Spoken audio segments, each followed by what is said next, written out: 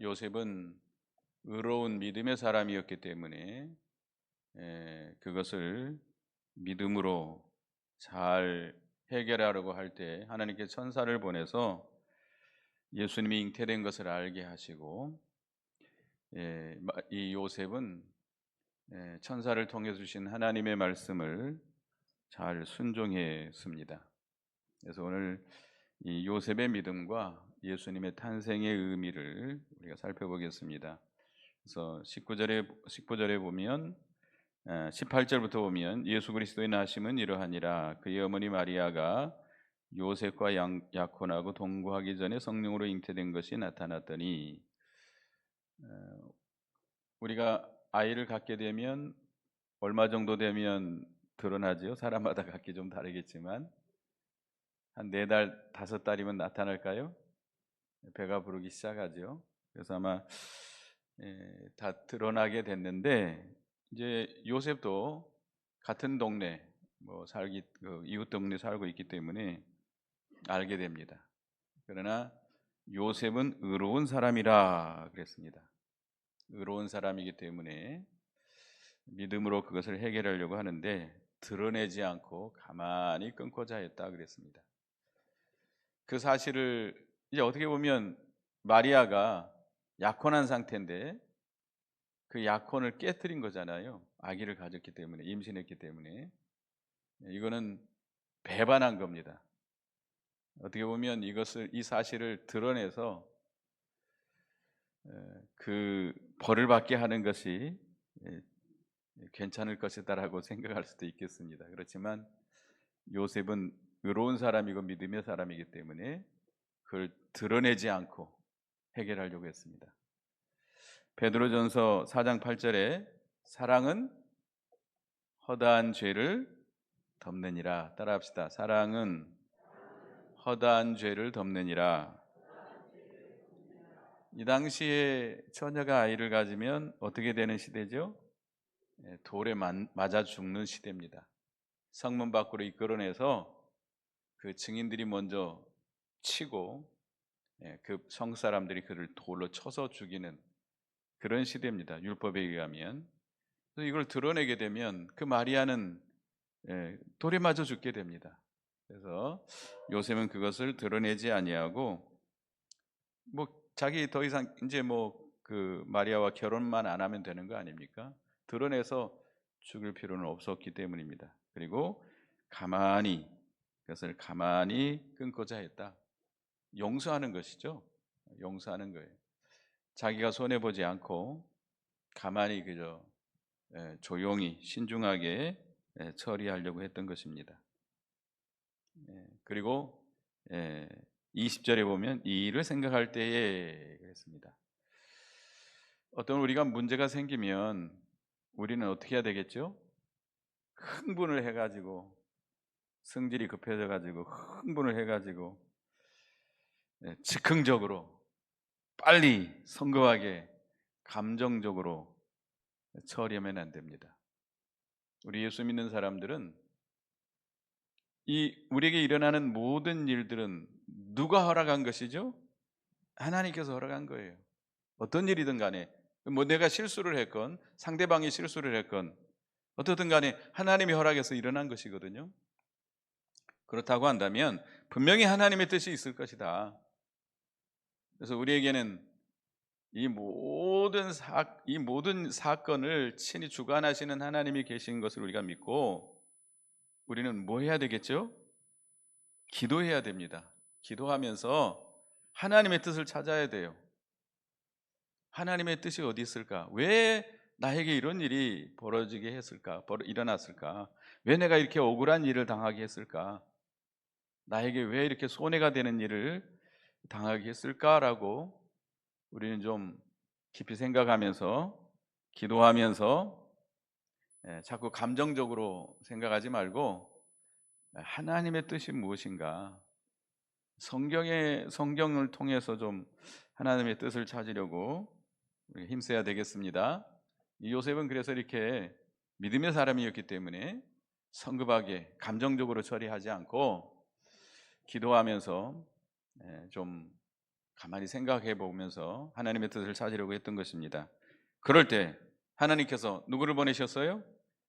네, 주님의 사자, 천사죠. 천사를 보내서 다윗의 자손 요셉아, 내 아내 마리아 데려오기를 무서워하지 말라. 그에게 잉태된 자는 성령으로 된 것이니라. 아들을 낳으리니 이름을 예수로 하라. 이는 그가 자기 백성을 그들의 죄에서 구원할 자이심이니라 하니라. 이렇게 요셉이 의롭고 선한 방법으로 그 문제를 해결하려고 애를 썼기 때문에 하나님께서 천사를 보내서 그에게 하나님의 뜻을 알게 해주십니다. 자기와 모든 백성이 구원 얻는 길을 깨닫게 해주신 것이죠. 그래서 그가 네 마리아 데려오기를, 아내 마리아 데려오기를 무서워하지 말라. 그에게 잉태된 자는 성령으로 된 것이니라. 아들을 낳을 것인데 이름을 뭐라 하라? 예수라 하라. 예수라는 뜻은 그 뒤에 설명합니다. 그가 자기 백성을 그들의 죄에서 구원할 자다. 예수라는 말은 구원자라는 뜻이에요. 구원자. 그러니까 메시아, 그리스도 다 같은 뜻이에요. 예, 약간 의미가 약간 다를 수 있겠습니다만은 구원자라는 뜻이에요. 자기 백성을 그들의 죄에서 건질 자다, 구원할 자다라는 뜻입니다. 그래서 예수 아들을 마리아를 통해서 예수님을 이렇게 잉태케 해서 나게 하셨는데 23절에 보면 23절을 다 같이 읽어보겠습니다. 시작. 보라, 처녀가 잉태하여 아들을 낳을 것이요 그의 이름을 임마누엘이라 하리라 하셨으니 이를 번역한즉 하나님이 우리와 함께 계시다 함이라.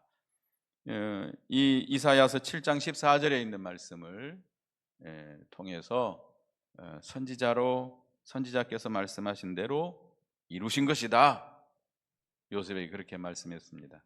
근데 예수님이 이 땅에 태어나실 때 왜 처녀의 몸으로 태어나야 될까? 왜 처녀의 몸으로 태어나야 되죠? 예수님은 이 땅에 왜 오셔요? 자기 백성을 그들의 죄에서 구원하려 오시는데 그 구원하는 방법이 어떤 방법이냐? 그 구약 시대의 제사의 방법을 통해서 보여줬어요. 구약 시대에 내가 죄를 지면 하나님의 백성 이스라엘 백성이 죄를 지면 어떻게 했죠? 하나님 앞에 뭘 가지고 나가야 되죠? 소나 양을 끌고 가야 됩니다. 근데 소나 양은 뭐가 없어야 돼요? 흠이 없어야 돼요. 흠이 없어야 돼요. 비루를 먹었거나 다리를 절거나 눈이 안 보이거나 한쪽이 안 보이거나 그러면 안 돼요. 흠이 없는 완전한 그런 성한 성체를 가지고 가야 됩니다. 뭐 어린 양이거든 나이 든 양이거든. 그래서 끌고 가서 자기의 죄를 고백하고 그 머리에 안수하고 잡아 죽이는 거예요. 이 짐승은 누구 때문에 죽는 거죠? 나를 대신해서 피 흘려 죽는 거예요. 그 피를 그 제단에 또 들어가서 향단에 뿌릴 때 하나님께서는 그 피를 보시고 그의 죄를 용서해 주는 거예요. 근데 이 짐승은 누구를 상징해요? 장차 오실 그리스도를 상징하는 거예요. 그러니까 구약 시대 성도들은 장차 오실 그리스도가 이 짐승처럼 아무 죄가 없는 짐승처럼 우리를 대신해서 피 흘려 죽으심으로 우리의 모든 죄를 사함 받을 것을 믿고 드리는 겁니다. 그러니까 예수님이 자기 백성들의 죄에서 구원하는 방법은 어떻게 하는 거예요? 대신 죽는 거예요. 대신 죽는 거예요. 대신 피 흘려 죽는 겁니다. 그러니까 속죄 제물로 하나님 앞에 바쳐 드리는 겁니다. 그러니까 예수님이 이 땅에 우리 모든 택한 백성들을 구원하기 위해서 대신 죽어야 되는데 그 택한 백성들의 죄를 대신 지고 죽어야 돼요. 그러려면 예수님 뭐가 없어야 돼요? 죄가 없어야 돼요. 죄가 없이 오시려면 남자의 씨를 여자의 태 받아서 아이를 낳게 되면 그 아이는 뭐가 있어요? 죄가 있어요. 원죄가 있습니다. 원죄. 하나님께서 아담의 후손은 다 죄인이다라고 정한 정죄. 그다음에 유전죄라고 있습니다. 그 전적 부패성 유전되는 병인 죄가 있습니다. 그래서 그 원죄가 없이 이 땅에 오셔야 되기 때문에 이 마리아는 그 예수님을 잉태한 그 마리아는 반드시 뭐 해야 돼요? 처녀여야 돼요. 깨끗한 몸이어야 돼요. 남자를 알지 못해야 돼요. 누가 그렇게 보존을 했겠죠? 성령께서. 그를 깨끗한 그릇으로 보존케 하시고 성령으로 말미암아 그리스도의 영이 인간의 몸을 입고 이 땅에 오신 것입니다. 그런데 모든 택한 백성들의 죄를 단번에 다 지고 단번에 속죄를 하려면 누구여야만 돼요? 하나님이야만 돼요. 아니, 죄 없는 사람을 하나님께서 만들 수 있잖아요. 죄 없는 사람을 하나님께서 만들어 가지고 대신 죽게 하고 우리의 죄를 대속해 줄 수 있잖아요. 근데 그 사람은 사람이면 한 사람밖에는 안 돼요. 그러나 하나님이기 때문에 모든 택한 백성들의 죄를 한 번에 단번에 지고 대속해 줄 수 있습니다. 그래서 성자 하나님께서 인간을 입으시고 이 땅에 오신 것입니다. 반드시 누구를 통해서 와야 돼요? 처녀의 몸을 통해서 와야 죄가 없이 완전한 몸으로 이 땅에 오셔서 모든 택한 백성들의 죄를 지시고 십자가에 피 흘려 죽으심으로 대속해 주실 것이라는 겁니다. 그런 의미에서 처녀의 몸으로 잉태됐고, 그렇기 때문에 그를 뭐라고 말해요? 임마누엘, 하나님이 우리와 함께 계신다. 하나님이 이 땅에 찾아오셔서 우리와 함께 계신다. 그래서 임마누엘입니다. 그래서 요셉은 그 성령 천사를 통해서 주신 말씀대로 순종했습니다. 아내를 데려왔습니다. 아내를 데려오면 환영해 줄까요? 소문이 다 났어요. 이제 자기 요셉이 약혼한 마리아가 아이를 가졌다. 아직 같이 살지도 않는데 그 동네에 다 소문이 났어요. 그러면 요셉의 부모나 친척이나 동네 사람들이 가만히 있겠어요? 뭐 많은 핍박을 하고 아주 부끄러움을 당할 수도 있고, 잘못하면 그 동네에서 쫓겨날 수도 있습니다. 그렇지만 마리아는 그걸 문제 삼지 않았습니다. 자기야 뭐 욕을 먹든 뭐 동네에서 쫓겨나든 상관하지 않고 하나님께 다 맡기고, 뭐가 중요해요? 지금은 말씀 순종하는 겁니다. 말씀 순종. 우리가 말씀을 순종하려고 하면 이런 여러 가지 어려움이 있습니다. 그래도 우리는 순종해야 됩니다. 순종하는 것이 믿음이에요.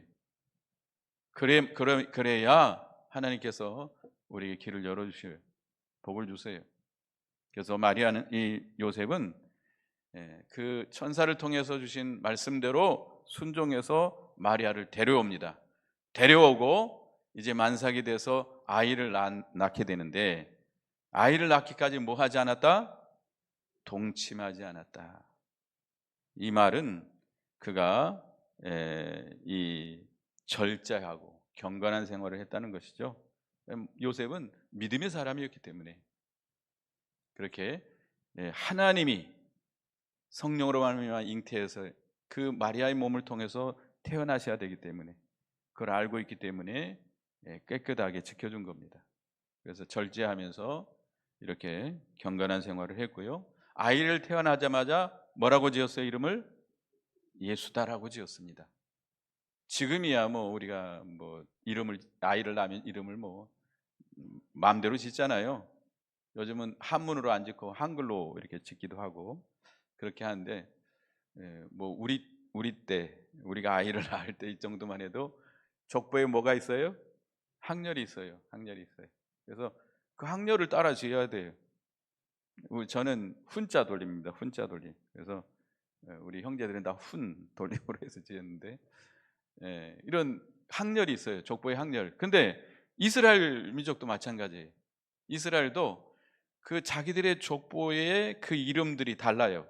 근데 예수라는 이름은 그 요셉의 다윗의 후손 가운데 예수라는 이름은 없는 이름입니다. 그래도 이 요셉은 주님의 말씀을 순종하기 위해서 이름을 뭐라고 지었어요? 예수다라고 지었어요.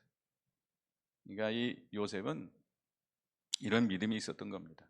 그러니까 요셉이 이렇게 의롭고 믿음의 사람이었기 때문에 하나님께서 그 요셉을 택하시고 또 마리아를 택하시고 예수님을 그 가정으로 보내주신 것입니다.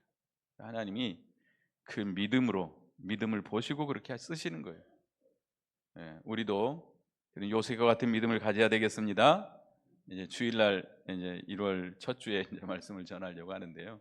하여튼 우리가 믿음의 사람이 돼야 하나님께서 그 사람을 귀하게 쓸 수 있습니다.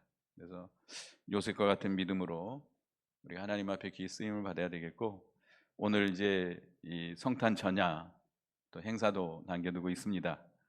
예수님이 이 땅에 오신 것이 기뻐요? 안 기뻐요? 기뻐요?